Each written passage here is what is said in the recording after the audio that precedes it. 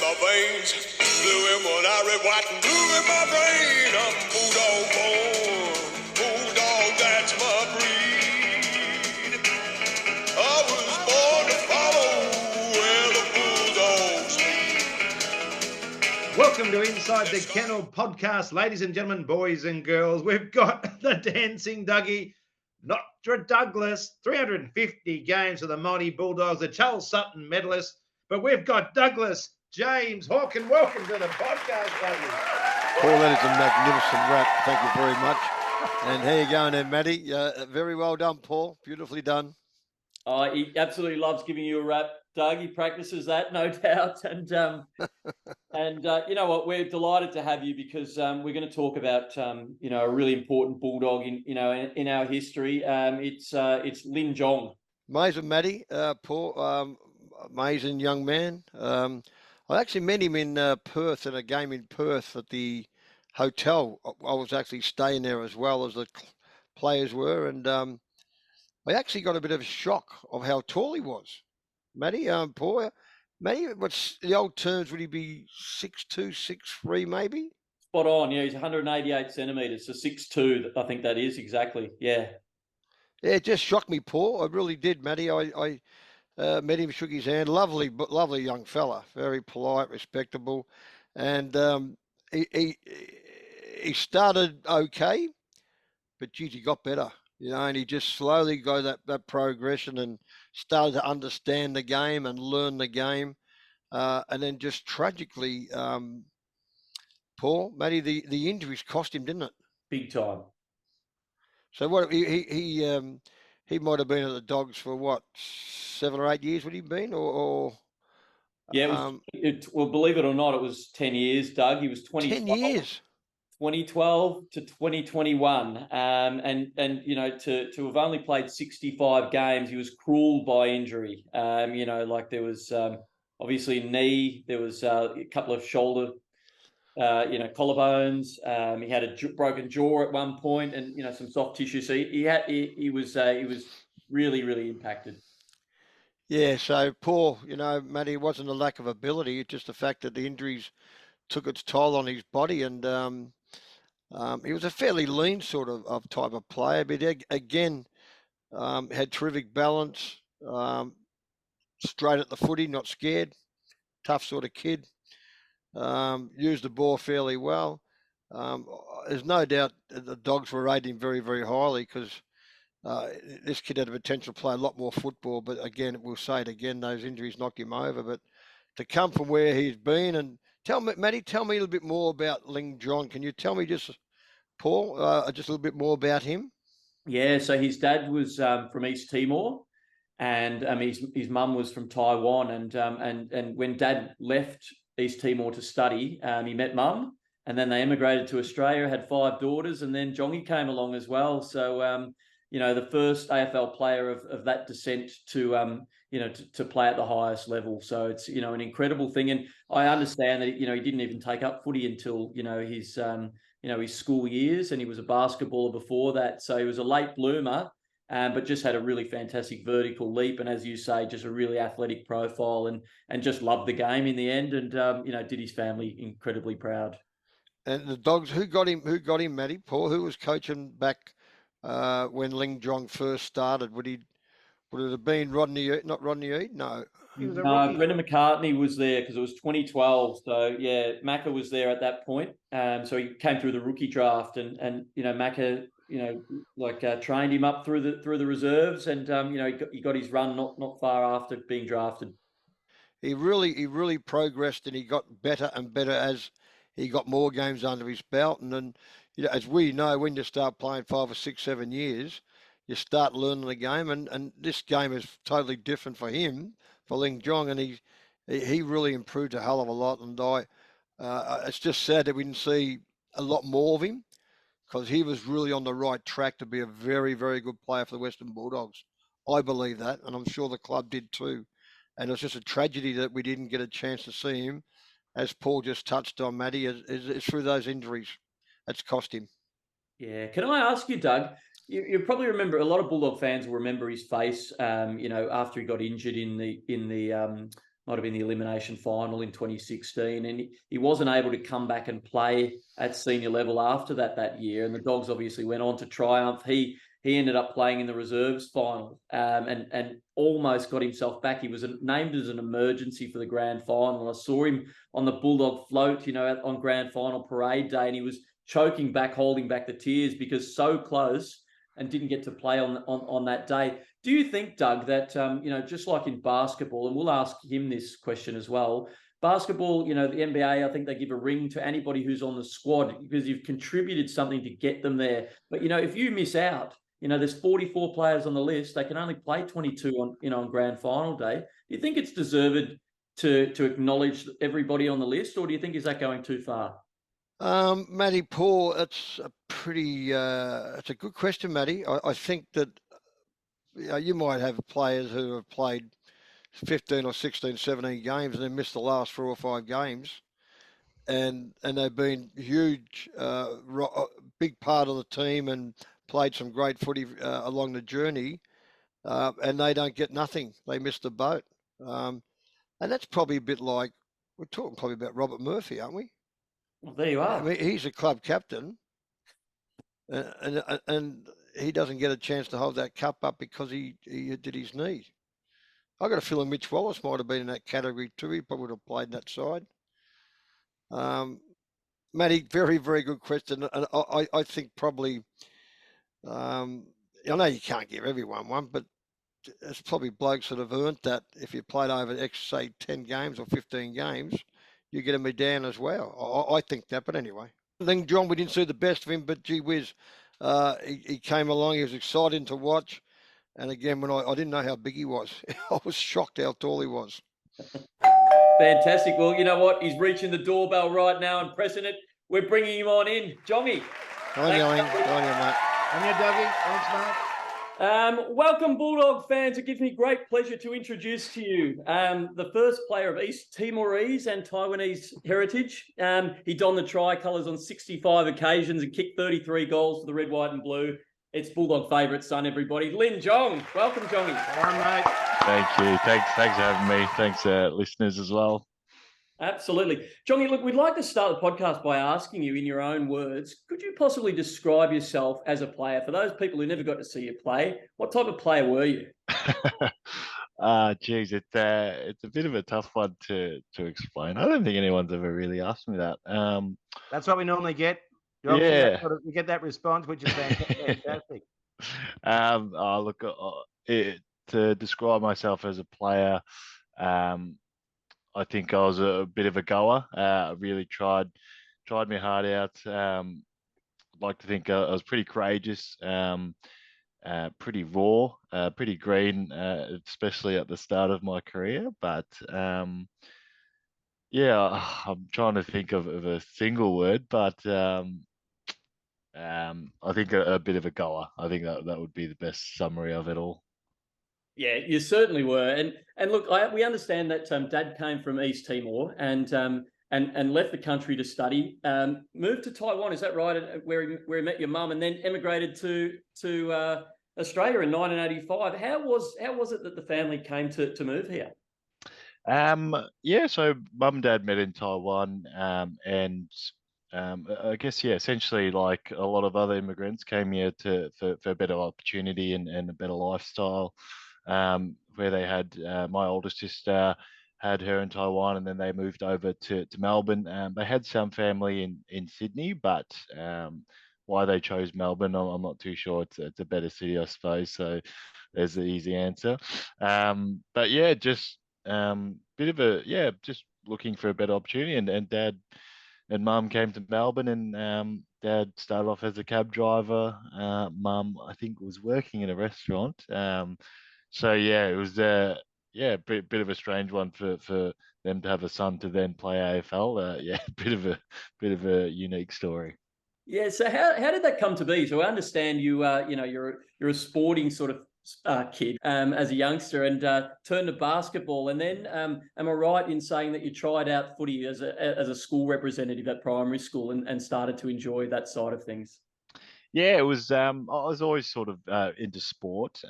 It was never anything mum or dad sort of forced or encouraged, to say the least. But yeah, just used to have a bit of a kick around at school, I guess. My first sort of exposure to it was just like a round robin day in primary school. And then years later down the tracks, all my friends played footy at the local club called Mapley Rovers. And they were they've seen me play school footy and like, oh, you should, join our team. You're pretty handy, it'd be good for the team. And then I was sort of like, yeah, like I've played basketball, and so joining footy was a little bit different. I was a little bit hesitant with it, but Dad, when I told Dad, he was all for it, and Mum was, yeah, she didn't want a bar of it, but but we got over the line. Jongy, who were your mentors? Who were the people that inspired you when you were growing up? Were there any significant football clubs or coaches involved? It's a bit of a tricky one. My favourite player was Lenny Hayes from the Saints, like a lot of others, I suppose. But in terms of mentors and people I sort of aspired to be or look up to, it was a little bit tricky. Just sort of, I guess, with my background being an Asian footy player, to sort of see myself in other players.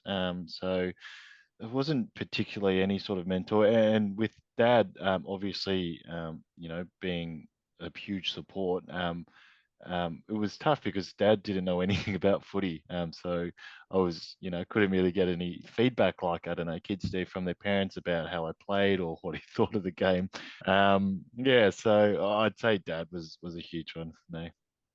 So, aged 18, having barely played a game for 3 years, describe that draft day in December 2011. Could you pinch yourself and sort of believe that you're going to probably play against Lenny Hayes? I'm not sure when Lenny retired, but Yeah, it was, and I think I was just so naive of the whole system because I just had not a huge idea about AFL, or how hard it actually is to get into a list and then play games and whatnot. I think when I was sort of 17, 18, it was like, this is great, this is really cool, like being an AFL player, but I didn't really grasp everything. So the day I got drafted, it wasn't like you probably see, kids with their families in the national draft and the whole camera setup. I was in my room, I was on my laptop. It was a rookie draft, so it was just coming up in things. The Bulldogs, Collingwood said they would take me with their first pick, and so I was actually just waiting for that at pick 17, I think. Wow. And so the Dogs never actually committed and said we're going to pick you up. So pick 9 came up, and then I saw my name, and they misspelt it Ling, and there was a little part of me that thought maybe it was someone else. Um, Ling. yeah, but then yeah, and I was in shock, and no one was home except my mum, and I told my mum, and she didn't really get it. She was like, "Oh, cool, like congratulations, kiss and a hug." But yeah, called Dad and called all my mates, and a few of them were watching on the laptop as well.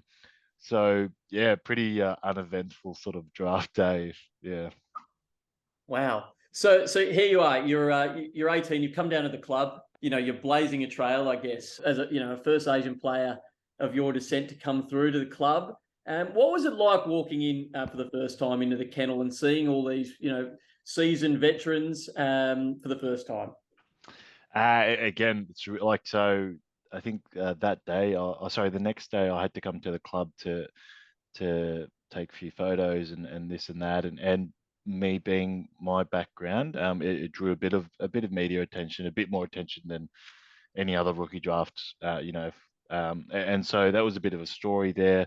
Yeah, initially I was sort of, I shied away from it. I was sort of like, I just want to be like any other player. I don't really want to make this a scene about my background and whatnot. And then, yeah, coming into the first day to do that stuff, I ran into Daniel Cross. I remember the first day and met a few coaches, and I loved how Daniel Cross went about it, and so yeah, met him first and just thought this is just so weird because they were gone from just a name on my Supercoach team into shaking their hand and meeting him in person. So it was all a bit of a blur, and the whole media stuff. I didn't know how to talk to journos and stuff, so I didn't know what I was saying. But yeah, it was just a big whirlwind, sort of those first few days. so, mate, when you arrived, you were assigned a mentor, and I guess most people will envisage it's a nurturing, come in for a hug type of thing. But you got Matty Boyd. I did get Matthew Boyd, and that was when he was skipper as well. I'm pretty sure, and oh god, he scared the crap out of me. He was just so intense and so professional and so full on. And for an 18-year-old, I'd just never experienced anything like that. I worked at Coles for about 2 months, and didn't know what that kind of style of managing and coaching and mentoring was. And I'd just be scared of him for most part of my first year. But then getting to know him a bit more and building that relationship. And I think he'll admit as well that he calmed down a lot after he wasn't captain, and he started to just have a bit of a joke and a bit of a laugh with the boys instead of being so serious all the time. And yeah, he was great though. He sort of, I think that's what you need, especially as an 18-year-old kid. You need a bit of tough love at times, which is what he showed. And yeah, and at the same time, he was good enough to invite me and a few younger boys over for dinner here and there, and actually get to know you outside of the four walls. Mate, against all odds, you made your debut in round 20 of your very first season, which is pretty amazing. How was that news broken to you? And tell me a little bit about your first game. It was a phone call from Brendan McCartney, and I was surprised as anyone because I'd played terrible in the twos the week before. So it was a proper gifting of a game. We had a lot of injuries. We were no chance to make finals. Um, maybe it was a bit of a sink or swim. Let's see what this kid's got, and if he's got nothing, let's get rid of him at the end of the year. But yeah, it was. Brendan called me up, and I just had no idea it was happening. You play a few good games, you get an inkling you're going to get in the team, but that just wasn't it for me. So it was just so left field. And then yeah, playing at the G for my first game, and even just my first sort of year as a whole. Actually, found a bit of the footy. I would have had more touches, sort of averaging more touches in the AFL than in the VFL for some strange reason. And so, yeah, it was an absolute gift. But I think I was able to make enough of an impression in those first few games. Thank God. What was it like? What was it like, mate, running out in the G? I mean, that would just tell me what that experience is like for a bloke, two blokes here that never have done that, but other than having to kick of the footy with my daughter, what was it right? What's it like? Is it just does it take 10 minutes to adjust to the sensation? Yeah, so just sort of coming out from the warm up, I still remember, and I was just like an out of body experience, sort of thinking, well, how have I even gotten here? Again, working at Coles only like a few months back, and whatnot, and just finished VCE, and plan to do teaching, and that's what my goal was, because footy and playing AFL was never a dream, never a thing as a kid, as some kids are. They go through Auskick, so sort of, yeah, very cliche, but very much so pinching myself and just thinking this is so cool, just being out on the MCG. Wow.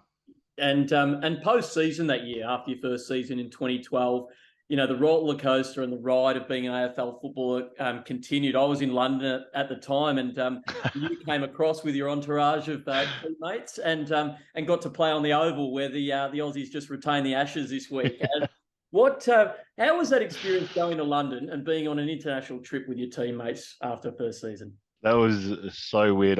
Sometimes I forget about it. It's so funny that you brought that up, actually.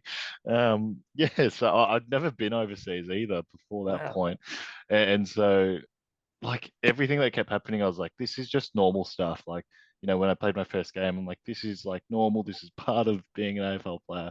Going to London, playing an exhibition match at the Oval. And yeah, we're staying in the hotel. I'm rooming with Will Minson. This is just like, I was just sort of taking everything in its stride, and then yeah, to play an AFL game in London, it's just something not a lot of people can say, I don't think.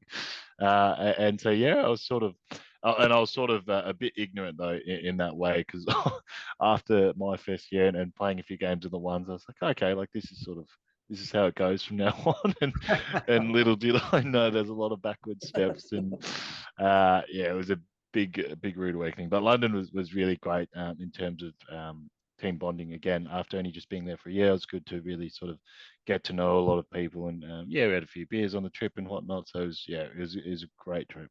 You had 2 coaches over your 10 seasons at the Kennel, mate. The first was Brendan McCartney. Give us a few adjectives to describe him. And was he approachable? And did he go for a hug like Bevo?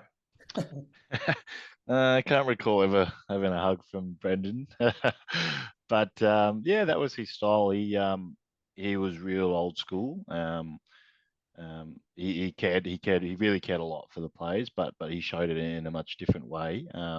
A bit like Boydie, I was so scared of him. Wasn't sure whether to say hello to him walking through the corridor or just sort of put your head down. But yeah, I think I really probably owe a lot to him in terms of me sort of flipping my professionalism around and taking it a bit more serious, and understanding that it takes a lot of hard work to become an AFL player. Yeah, my sort of lasting memory from him is and he it was after my third year. He absolutely roasted me in my exit. Oh, sorry, after my second year, absolutely roasted me. We have our exit meetings. You sit down, and there's just 15 or so people. That's what it used to be like anyway. And they sort of just talking about your season. And towards the end of the meeting, he said, Jongy, you're really lucky to be here still. Half of us in this room want you gone. Half of us wanted to keep you. So Wow. you actually need to, pull your finger out. And that second year, I had a broken leg, and it was just really tough for me, like to get any fitness and stuff. And I remember after the meeting, I cried. It hit me so hard, and I had no idea that was coming. But in the same time, it really flicked a switch in me to sort of put my head down and get a good off season into me and actually train in the off season and whatnot. So that was sort of his style, and yeah, it was not for everyone, which is understandable. But I think at that age, for me, that's sort of what I needed. But I didn't know it back then. And you think, mate, that was an intentional sort of strategy, do you think? I think so. Yeah, yeah. Yeah, I think it's exactly what I needed, even though no one ever wants to hear that sort of feedback and whatnot. But that's sort of lit a fire in me a little bit, sort of saying to myself, I want to prove those people whoever was in that room that didn't want me at the club anymore after my second year, prove them wrong. And yeah, and also I think I became a bit more grateful for the opportunity that I had, because again, I had no idea what the hell was going on. Yeah, how stressful, Jong, is. There's some tough love there, that's for sure. But having not played in 2013, you trained really hard in 2014. Although the club was languishing, pretty much at the bottom of the ladder. And I think you finally tasted victory that year for the very first time. But at the end of the year, there was a huge shake-up. Something had to happen. Was that an inevitable evil that things had to change so drastically with personnel changing? And how was that at the time, Jongy? Yeah, again at the time, I think I was, as you do as a sort of younger player, you're sort of living in your own world. You're not too aware of the externals, and the whole Brendan McCartney thing was a massive shock to me. I had absolutely no idea it was coming, and then playing that season, that year was really tough. I feel like there's a fair bit of a split between the AFL and VFL, and so I was fully invested in VFL. AFL wasn't even on my mind, funnily enough. So maybe I was a bit unaware of what was going on. But yeah, I think just the way the relationships were going on with the coach and just internally, it just wasn't really a fun place or a good place to be at. And I remember I was actually playing golf, and Del Morris called me and was just asking sort of, you're seeing how it's going, and then how are you finding Macca this year and stuff, and just yeah, sort of thought it was out of the blue, and then sort of news came out sort of the next couple of days, and then and then Moz sort of was checking in again, and I was like, I still don't really know. Like, I just felt like this a really small fish in a big pond, and so my opinion didn't really matter anyway. But yeah, it was definitely disappointing because feeling that you get drafted by that coach, and then for them to leave, then you're a little bit unsure about where you sit. The decision to draft Tom Boyd for a lucrative contract in exchange for our captain and first round pick, plus the appointment of a lefty captain and untried coach, fair to say there were some big question marks there, mate. What were your feelings around that time?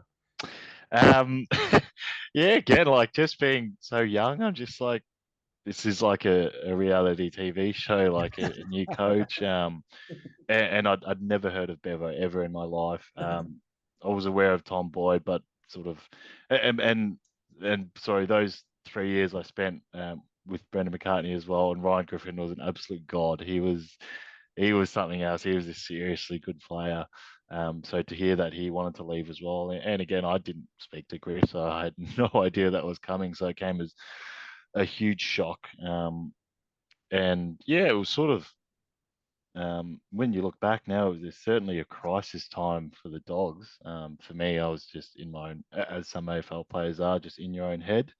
And for me, I really looked at the opportunity as being really great, sort of as a young midfielder for Ryan Griffin to leave. It sort of not that it opened up the spot for me personally, but it means opportunities sit more. It's in the scheme of me in a selfish mindset, it's good for me. And then as a new coach, someone I'd never sort of heard of, I just thought.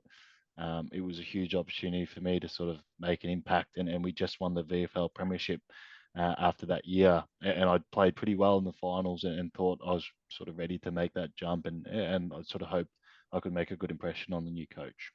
Yeah, fantastic. So tell us a little bit about Bevo's arrival and Bob taking over. What was different about them, and was it that a really transformative moment in our history? Yeah, it was the most refreshing thing hearing Bevo talk for the first time, having only been under Brendan McCartney, who maybe a little bit of a weakness was maybe the people skills and the relationship with the players and communication with them. Um, Whereas Bevo just was a huge breath of fresh air.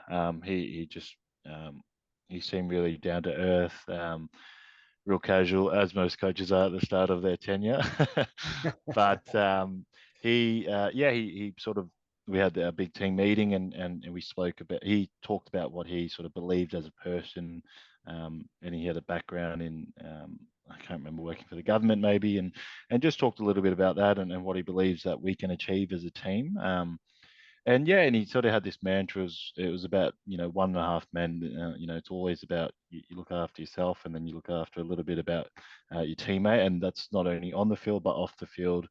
And I think everyone just flourished under that, and having this freedom on the field.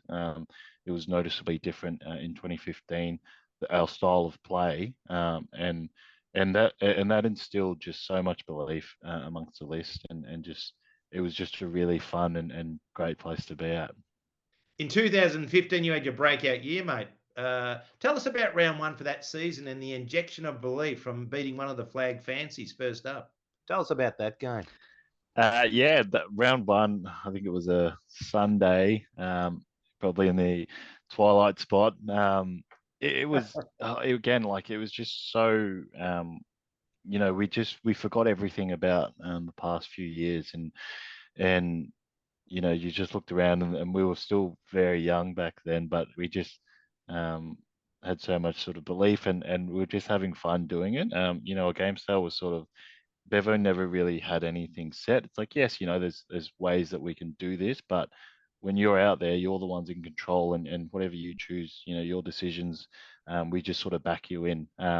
And so yeah, playing against West Coast, and managing to get a win in round one, and even the way we started that season, it just looked like we had so much going forward, and not looking too far ahead. But then years down the track, we just knew we were in really good hands with Bevo, I think. Yeah. Did that change, just really quickly, Jongy? Did Bevo's approach change over the time you had at the Bulldogs? I think so. And as you do, you sort of have to keep adapting with the game. Initially in 2015, because everything was so fresh and new, and sort of there wasn't really any pressure at that time. We just had so much free flowing football. Everything was just about the pilot. We said, whoever had the ball, they're the pilot, so you're sort of in control, and decisions you make. Yeah, again, and so it did change a little bit over time and continues to change. But yeah, I just feel like when we played those few early years, it was about this is what we do. We're probably not going to change what we do according to who we play. It's just if our style can weigh up against their style, then let's just go head to head sort of thing. Yeah, it must have been so liberating, and to hear that freedom and the self belief that's instilled. I guess that just rocketed us as a club. And you personally, Jongy, had a dynamic 2015. I just remember you, with your aerial skills and then ball in hand, you were just such a line breaker. Was there a particular game or moment that you sort of stood out in your mind of just really feeling that you're on top of your game and saying, I really belong at this level? I think it was sort of the first 4 rounds, I reckon, of 2015, where I just sort of really felt. Honestly, it was in the 2014 final series where I'm like, I can actually, play. And then, yeah, going towards the start of 2015, I found myself sort of starting on ball. And I just always thought to myself when I was younger, how crazy or how good would you have to be to be starting an on ball in an AFL team? And then, yeah, the better I played, the more sort of time I got in the middle, and then all of a sudden, yeah, I found myself sort of, starting on ball, and then we played against Adelaide. I remember we smashed Adelaide at Marvel, and that was and I played quite well, and yeah, sort of those few early games were the ones where I really thought I could become a really good player. I think that was that year essentially, and that those early rounds were where I sort of started to have a lot of self belief as well. Beautiful. Now, Johnny, the mid-year buy round is a great time for players to escape from the footy bubble and disconnect for a couple of days. We heard you decided to have a little golfing getaway, mate. Tell us a little bit about that trip. Yeah, a few of us had maybe one or two too many beers after I think the State of Origin was on. So we met at the pub and had a few too many and not too much sleep going into the next flight.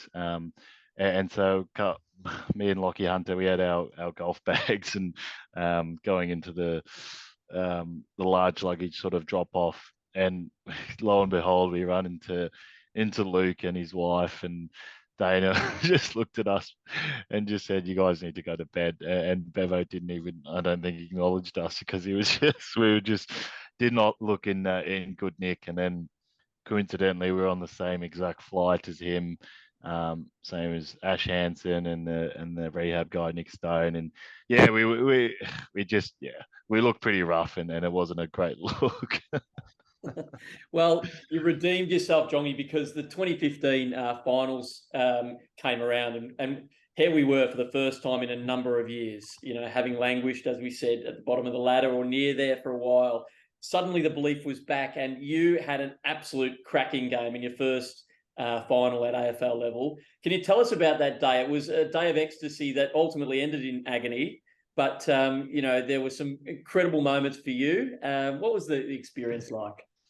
Yeah, well, I only just got brought back into the team for the final as well. I had a good VFL game before that, and we talked about the start of 2015 and how good that was, but I actually really struggled with my body a whole lot, and that was probably my first experience of that. I had OP that year, so just couldn't get myself going after those sort of early rounds. And yeah, I'd come in for one game. I think it was against West Coast over there, and then got dropped, and then came back in for the final. And it was such a nice. I just remember how nice of a day it was, and we're out on the G, pre-game and stuff, and I was just looking around. There was already a heap of people. The sun was setting. It was really beautiful, and the game itself was just so good to play in. It was just a big shootout. It was so intense. It was definitely a huge step up from especially from playing VFL the week before. And yeah, I think it allowed me to just sort of get caught up in the moment. I used to probably overthink a lot of things too much. And then when I was playing, I think I played the best when I was just sort of just doing my own thing. And yeah, it just really felt, again, being able to play finals footy and play it well. Just instilled a lot more belief, and it was absolutely gut wrenching though, that game and how it turned out. But yeah, again, that and then that sort of launched my 2016. I think having that, or being able to have played well, and then knowing I've played well and gotten that feedback. But yeah, that loss is still a tough one. Yeah, indeed. Johnny, You just took an quickly- absolute hanger that day as well, Jongy. Do you remember that one? I do, back when in 2015, back when I could still jump, and it was on Jacko McRae, who's one of my best mates. So it's always a nice one to look back on.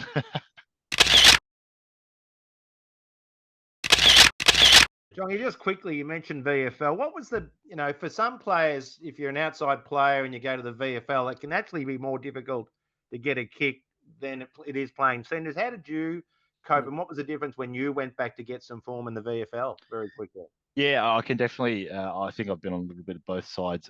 Sometimes, depending on your position, playing in the VFL can be significantly harder. I always found playing on the wing in the VFL is way harder than AFL. It's a lot less predictable. Obviously, the winds come into factor rather than sometimes when you play under a roof. So yeah, but being able to sort of, and I think the biggest ones that struggle are going back in the VFL, and you get to play on ball, you get to be the guy, you get to go the hit to, you'll get 30 touches, kick a couple of goals, and then sometimes when you come up in the AFL, you get put on the half forward flank. Someone that comes to mind is Lucas Webb, who got stuck in that. Would dominate VFL, and then he'd play half forward. So yeah, it was great to sort of get the confidence up, and working with different sports psychs at the club. It was all about having that same sort of same mantra and same thought that you are still that person, you are still that player, even though you're playing AFL. And sort of just flicking that switch into in VFL you're playing, you got no pressure, and you sort of and then when you go up, sometimes your mindset can be changed to, I need to play well because I'll get dropped. So even sort of having that closed mindset changes a lot. So yeah, being able to go that VFL the week before, had sort of 30 and 2 in a VFL final, and then could carry that and say, why can't I do that at AFL level, sort of thing. Yeah, fair. Now, 2016 came along, Yongi, the greatest year in the club's history. Tell us about this magic carpet ride and some of the highlights of the home and away season for you, mate. I think again, after 2015, it really just launched everyone's mindset, and everyone came back sort of fitter than ever. For me personally, I had a groin surgery after 2015, so I really interrupted pre-season, and I probably and that was my first experience of not having a full pre-season under my belt. So I saw how hard it was to sort of just get back into it. But then, no, I didn't. I don't think I played the first couple of games where we played free in round one, and then again, similar to West, it's like, hang on, like we're the real deal, sort of thing. And then, just the year as a whole was so crazy, sort of just fighting to stay in the top 8, and then I think we finished 7th, and the way we lost our last game for the season, and then knowing we had to come back, fly across, play West Coast over there, which is, I don't know how we did what we did there. But it was looking back, it's a bit of a blur, but for me personally, getting injured in that final, and then coming back to play in VFL, a lot of people will enjoy that story, but it you just look back, and especially even how we're going now currently, it's like, how did we even possibly do what we did? Yeah, absolutely. And Jongy, before we get to the final series, there was an incident in June that that involved yourself, and somehow you wound yourself up at the Collingwood Footy Club for a bit of a tour mid-season. Tell us about how that happened, Jongy, and how your heart rate was battling the next morning when you picked up the paper, and then and knew the inevitable phone call would come from that. Yeah, I'm pleading innocent on this one. I'd like to think I was ill-informed by my manager at the time. Sort of the contract negotiation with the Dogs was coming to a bit of a stalemate. They weren't really sort of moving too much, and I was still playing games and thought I was playing at a good level, and so yeah, and my manager sort of said, "Oh, look, Collingwood have actually asked if you want to come, come to the facilities, talk to, I think it was Bucks, I can't remember who else was in the Neil Baum and their list manager." And he said, "I think it'd be a really good idea." And I was like, "Yeah, okay, sure. Like that sounds like a good idea." Did not think anything of it. Had met up with them there. Was a good chat. The facilities were unbelievable compared to Witten Oval.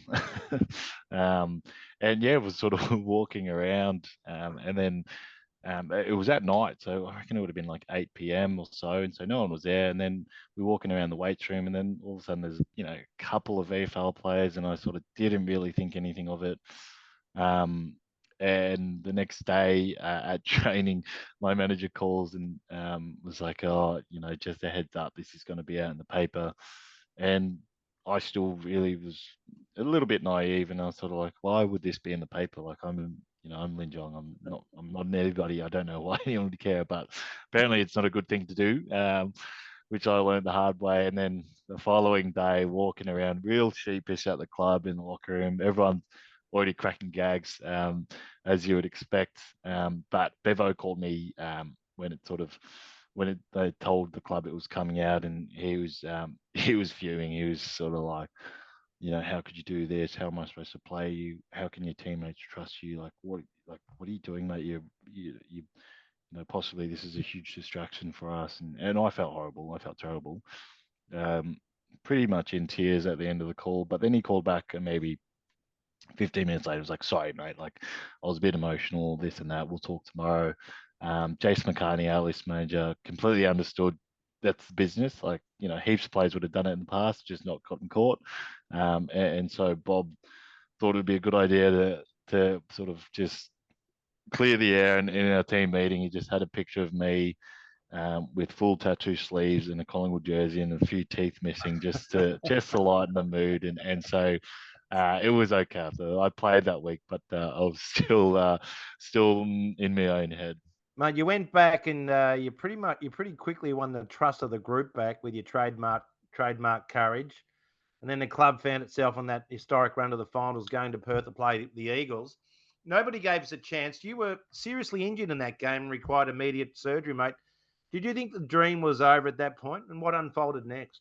I definitely did, yeah. And I was quite emotional. And a big part was probably I was very much unsure if I was going to play at the Dogs again. And then obviously with the whole finals campaign being over, it was all really overwhelming at the time. Yeah, I remember Gary Zim and the team doc came up and was like, "Mate, we'll put a plate in it. You'll be back in a couple of weeks." And in my head, I was just like, "You're just saying that to make me feel better." Not really knowing. Oh, yeah, just with collarbone, broken bones in general, you usually like a month at least. And then yeah, right on the red eye flight, get surgery. And then they said, they told me I'd recover really quickly, but when you're in um, sling and everything, it's pretty hard to believe. And then going through training throughout the week, it's amazing how quickly you sort of get your range of motion back. And if it wasn't finals, I definitely wouldn't have played. But yeah, just sort of the team won against the Hawks, and then I still remember we had a bit of a chat, and I said if the AFL loses, I don't want to play in the VFL Grand Final. Partly due to it was not risky per se, but it's just going to be like a lot of tough work to get through. And part of me was sort of like, I'd only played 3 games of VFL that year. I didn't want to take someone's spot if there was sort of no AFL game to play after. And so I was watching us play against GWS. I think it was a Saturday night, and so I had beers handy next to me in case the boys lost, because that was my season done as well then.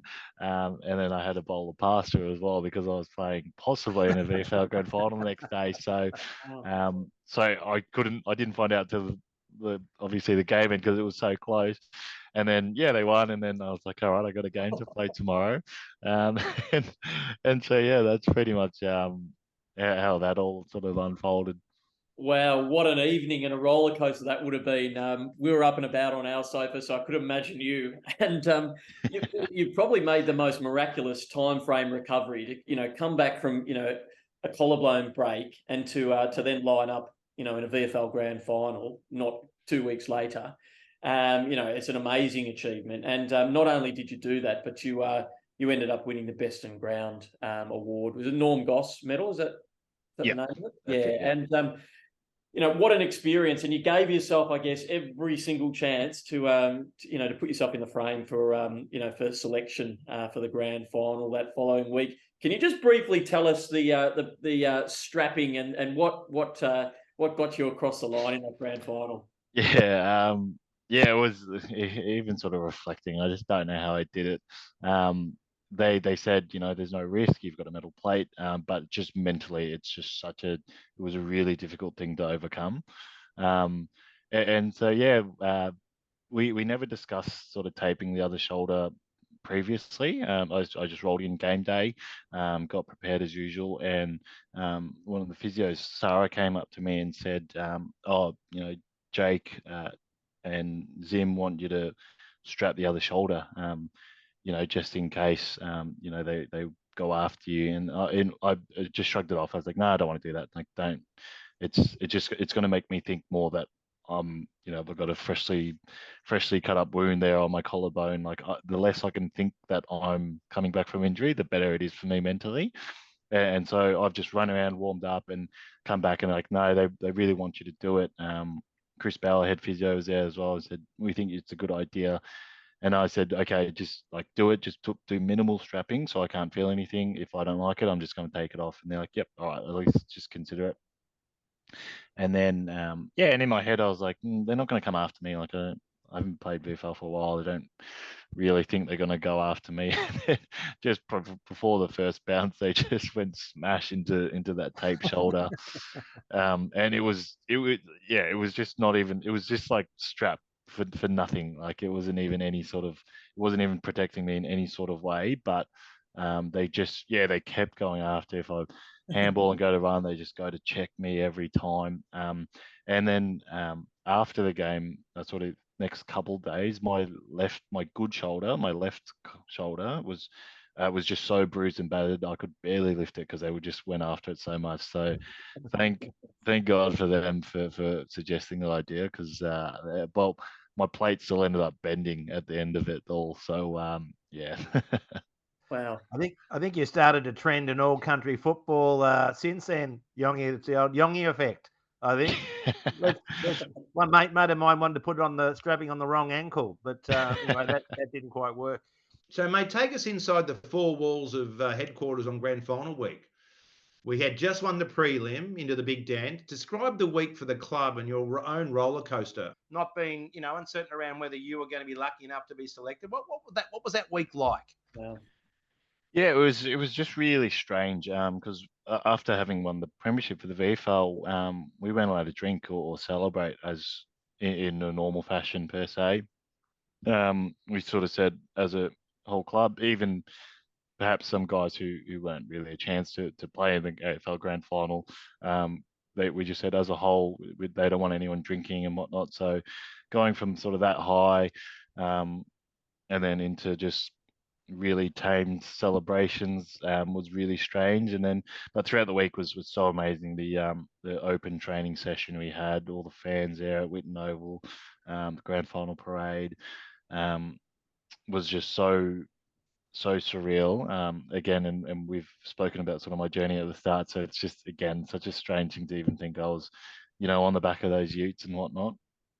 And then, yeah, I think in my head, sort of logically, and sort of my heart told me, like, yeah, I think I'm a little bit of a chance. But when when you're in that position, you think, oh well, who could I come in for? And there's just no one. We just played too well, and everyone was playing too well. So it was sort of, hope for the best, expect the worst. And yeah, had a chat with Bevo in the hallway, and he said, we're not changing the team, and but stay ready, as you do as an emergency. And it was really tough to deal with. Part of me was sort of thinking I did everything I could to put myself in a position to at least be considered, and that's that. And even though logically I could tell myself the team, like, there's no one to drop. The team's just playing too well. It doesn't make it any easier. And yeah, and being an elite athlete, you're very selfish in what you do, and you're always thinking about yourself. And after the win, it was really bittersweet. I was so happy for my friends, but I was just gutted to sort of miss out. And it took me a little while to get over, but yeah, at the end of the day, when I look back and reflect, that was just how it happened, and I'm okay, and I've moved on with that. Yeah, look, you've been on the record of saying that you felt that was sickening, and I don't think any Bulldog supporter who we all love you would begrudge you for feeling that, because part of it is just you wanting to be a part of that, and you're a huge part of it, even though you didn't run out on the field, and that's part of the Bulldog story, just like Bob's story was unique and different. But we just want to acknowledge what an incredible contribution that you made to that season, Jongy, and I think all Bulldog supporters would agree. You'll be ever etched in our history and our folklore for your contribution. Thanks, Matt. Yeah, again, like, and sometimes when you try to tell yourself, it can feel a bit cringy or a bit corny, but sometimes I think, yeah, and just life as well. Yeah, you got to sort of just give yourself a pat on the back, and just because you miss out on the big picture, you can sort of just look at yourself and say, I contributed during that year. I think I played 16 games that year, and so and to play in the final as well. Um, perhaps I felt like I missed out more than anyone. But again, you don't have to look too far from guys like Bob Murphy, and who'd played how many games, and to just be involved in that. You reflect, and I think the older I've gotten, I'm just really grateful to have been part of that year. Jongy, should the AFL adopt the sort of NBA style system where all players, in a squad get a championship ring? What would you think about that sort of idea? And this is super biased for me, of course, but I think there should be something, and even if you don't personally put your sentimental value to it, so be it. But um, to sort of play again, to sort of play, and I don't want to make this poor me sort of thing, but to sort of play that many games throughout the year, and having played in the finals, is still tough to sort of say I don't have anything to show for it besides the memories, and which are more important than anything. But yeah, it'd be sort of cool to see something like that. And all these, I know a lot of fans are against it. It's tradition. It's people who play on the day. It's like, but there's just way more that goes on behind the scenes, even for the staff. I think for us, we got these sort of posters with a Bulldog thing, and they were limited edition. But yeah, it would be special and cool to see something like that. But I don't think that'll change. Yep. Now, John, you played 5 additional seasons, believe it or not, after the 2016 season, but it was a cumulative of 26 games in those 5 years. Is it fair to say that the footy gods just were not on your side? There were multiple collarbones. You had the knee reconstruction, soft tissue, even a burst appendix, broken claw, you name it. You're pretty much the Terminator, like Moz, like Dale Morris. At the end, was it just one injury too many that forced your hand to leave? Yeah, it was just after that 2016 season, everything just went downhill for me personally. And even in the 2017, I felt like I took another step in my game, and I got to 50 games in 2017, and in my head I was like, I'd love to make my name's not going to be on the locker because I didn't play in the premiership. I'd love to play 100 games and at least be etched in that, and sort of have that. It would be really special. Feel like 50 games from here on would be fairly doable. I think if anyone sort of knew, you'd sort of assume, yeah, that sort of looks like it's going in that direction. But it was one thing after the other for me, unfortunately. And just the mental toll I think it took on me in the end first it was my knee, my ACL in 2017, and that was just so hard to come back from. I have so much more respect for guys who have done that multiple times and come back and played, even to get yourself mentally back. We talked a little bit about how I used to be able to sort of jump and had this courage when I was younger, and I felt like that a lot of that was just left me. It's a little bit sad sort of reflecting on it, but it just changed who I was as a player and how I played. And my hamstrings were never the same after the knee surgery, and yeah, sort of since that 27th season, only to play that many games. It sucked, but again, another cliche, but I'm really happy sort of with how just everything panned out. I learned a lot about myself through that time, and I matured a lot. And I think I came out of myself and just stopped thinking about me personally. And there's so much more to life, and there's a bigger picture in it all.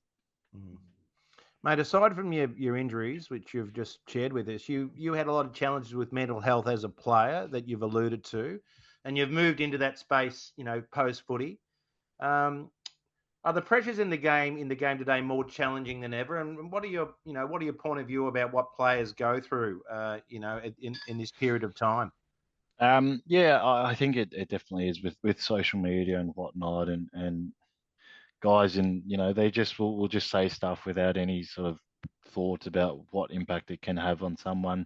For me personally, it was during that time when I took some time off to take over my mental health. I was finding it really hard to separate my identity as a football player as a person.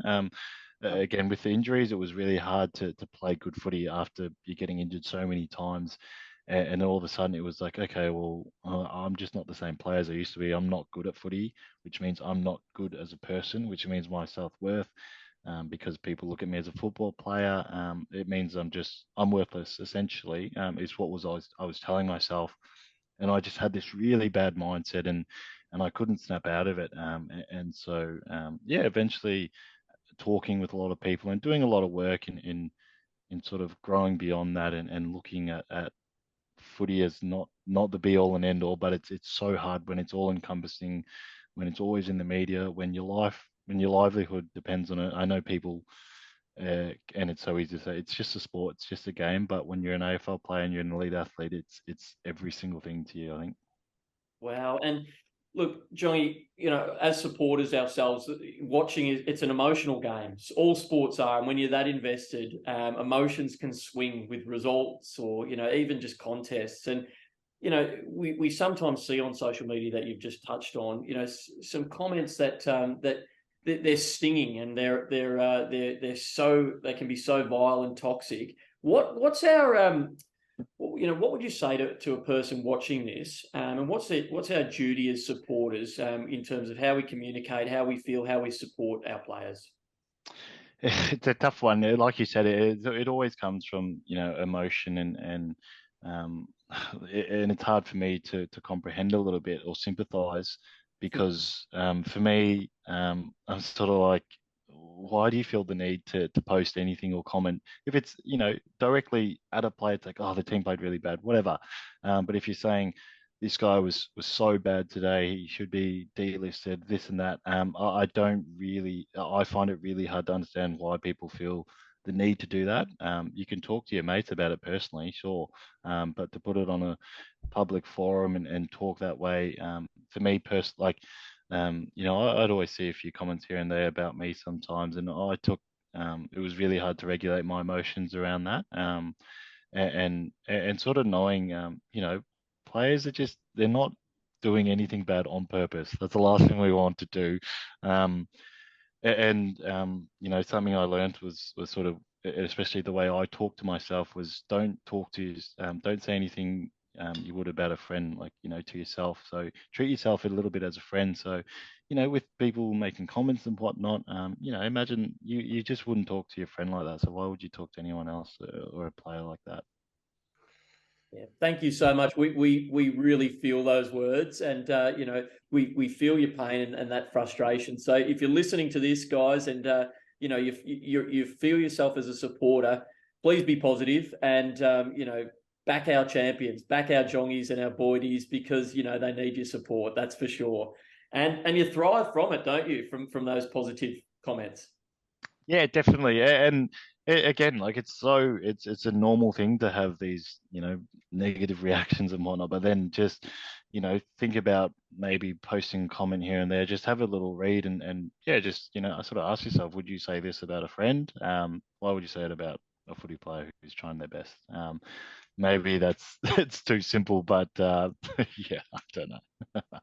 Johnny, I'm really interested in your transition into suburban football, because when you hear your story, I would wonder why on earth you'd keep playing football. But you did transition to suburban football. Tell me, what was that like?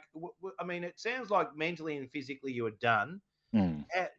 Did you play football for the love of it when you went back there? What was your attitude? Was your attitude about, did you have an attitude about mentoring players? Did you have an attitude about just having fun? I mean, how serious were you, and are you still playing, and are you still enjoying it? Yeah, a big part of it. Again, sort of my last 3 years, I maybe would have played 6 games, I reckon, like just barely anything. And so I absolutely grew out of love for the game, and footy became just a job. And yeah, towards the end, I hated it. And so I thought to myself, I've still got this skill set.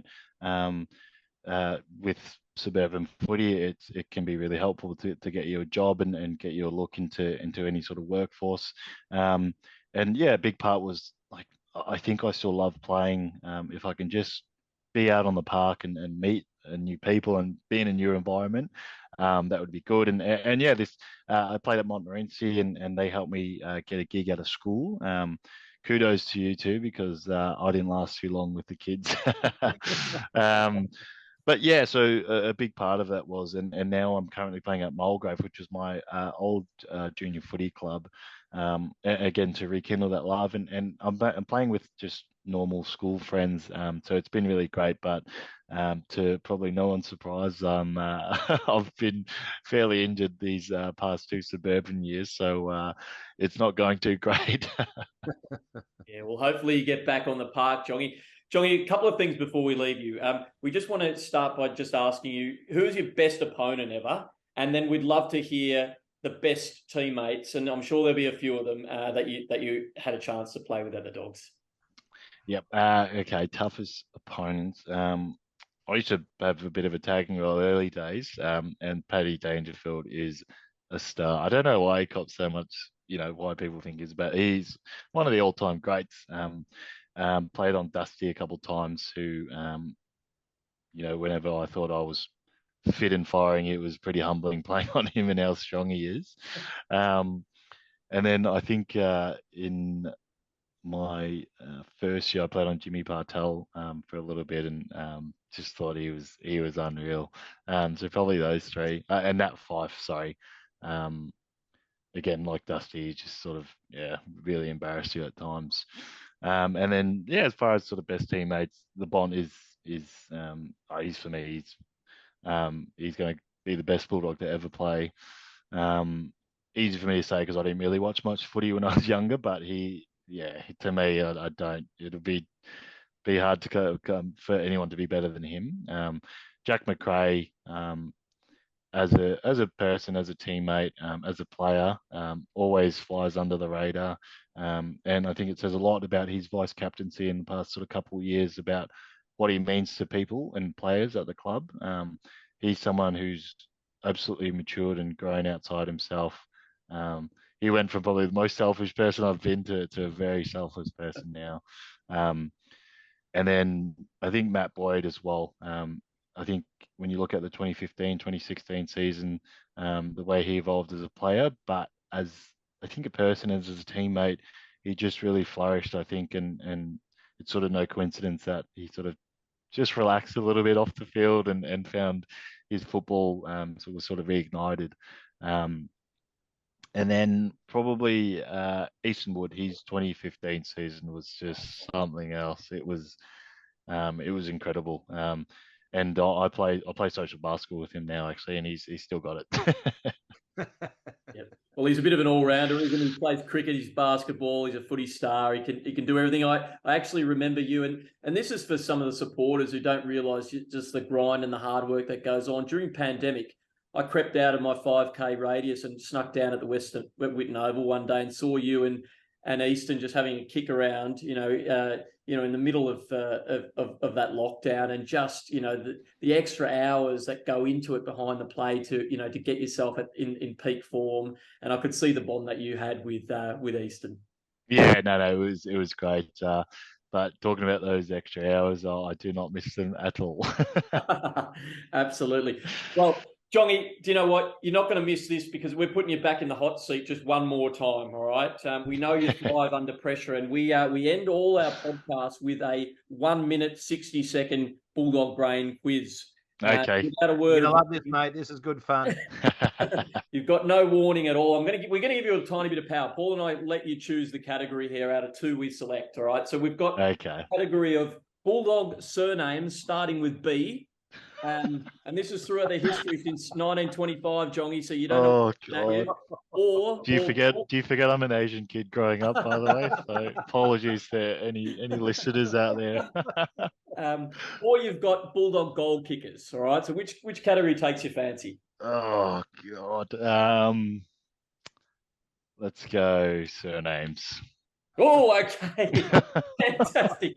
What have I done? You're taking a risk. I love it. All right. Your time will start after the first question. There's a leaderboard here in the top two. So Dougie Hawkins is at the top of it. If you come first or second and go head to head with him in a grand final, and we've got an artist to paint your portrait, Jongy. So we're crossing our fingers. What about dead last? Dead last will come and give you a hug. Have a loser's prize, Jongy. Awesome. Okay, time starts after the first question. You can pass at any time. Good luck. 60 seconds on the clock. Player's surname starting with B. 1960s star Ray Baxter is the father of 1980s Bulldog utility Darren. Is that true or false? That's false. It's actually true, Jongy. Okay, question 2. Nathan Brown kicked over 200 goals for the club. True or false? True. Correct. 1990 spearhead John Ballantyne wore the number 51 Guernsey. True or false? Oh, it's got to be false. The locker room, it's false. False. It was number 50. How many seasons did Luke Beveridge, was he a listed player at the Dogs? 4. It was 3. What are the first names of the 2 Boyds that played in the 2016 grand final? Matthew and Tom. Correct. What was Simon Beasley's most goals in a game? His highest tally? 13. Oh, it's close. 12. George Bissett won the club goal kicking on how many occasions? 3. Oh, it was 5. What decade did Premiership player Peter Box win the Brownlow? The decade? Oh, the 70s. Ah, it was the 50s. How many players have the surname starting with B that captain the club? That's on the siren. Let's go 4. Believe it or not, Jongy, I'm so sorry to say it was 2. You named both of them just before. It was the Bont and Matty Boyd. Oh, God. Jongy, we're going to put your scores up on the screen right now. You haven't beaten Dougie, but let's see where you are on the ladder. Here they come. There it is, Jongy. You've done really well, mate. Not at the top, but well done. Thanks for playing. Look, I apologise in advance. So. If only you had taken the Bulldog goal kicker category. Yeah, I done. I just thought I'd try the tougher one. Well done, Jongy. Well, that doesn't surprise us. Jongy, we like to end our show with giving you an opportunity, I guess, to send a message to our Bulldog supporters, and just how would you like to be remembered, and how would you like to sign off inside the Kennel podcast today, mate? Look, for the listeners and the Dogs fans, I'm really appreciative for the time I spent there, and I felt so supported. I know I wasn't the best player. I know I stuffed up a lot of times and it was tough to watch, but I felt like everyone just always had me back. As I mentioned, there was a few tough times there, and I felt like I was really inundated with support, especially when I took some time off. I even had a lot of fans who sort of really appreciated it and said that it helped them through their journey. So that's something I'll hold really true to my heart. And yeah, I love the journey. It was a tough one. I know we talked about a lot of injuries and how things didn't pan my way, but I really mean it when I say I wouldn't have it any other way. And I couldn't imagine ever playing for another club. I know there was the Collingwood scandal, but a big part of my decision to stay was about how happy I was at the club, and so I think that says more about the club than it does me. And yeah, I'm a life member, so I feel like I've got that to always fall back on. Well, Jongy, you've been an absolute pleasure to have you on the show, mate. Your inspiration. We feel like the audience, our Bulldogs fans, are just going to absolutely drink up this podcast and this episode. We thank you again and wish you all the best for the future, mate. Well done. Thanks, Jongy. Thanks, Paul. Thanks, Matt. Thanks for having me. Lin Jong, ladies and gentlemen. How good. Thanks, Jongy. Red in my heart, white in my veins, blue in my eye, red, white, and blue in my brain. I'm Bulldog born.